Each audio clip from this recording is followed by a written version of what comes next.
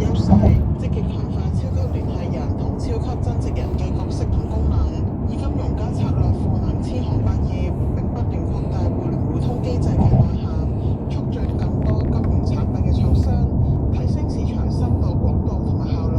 推動中國機遇同國際資本嘅高效對接，進一步鞏固提升香港國際資產及財富管理中心嘅地位。唐明家族辦公室聯合創辦人郭慶傑話：資本持續流入香港係受到政府近幾年嘅政策推動。我哋睇翻我哋之前政府推出嘅一系列嘅措施，我哋稱之為組合拳啦，包括有推動本地家族辦公室嘅政策啦、稅務嘅優惠政策，包括 MIH 融券啦，同埋新資本投資者入境計劃。咁所以我覺得呢啲政策嘅所有嘅發酵出嚟嘅效應係逐漸喺呢幾年發揮咗出嚟。咁所以其實呢一個咁樣嘅資本嘅流入比嘅上升咧，基本上唔係一個短時間市場炒作，一定係一啲政策嘅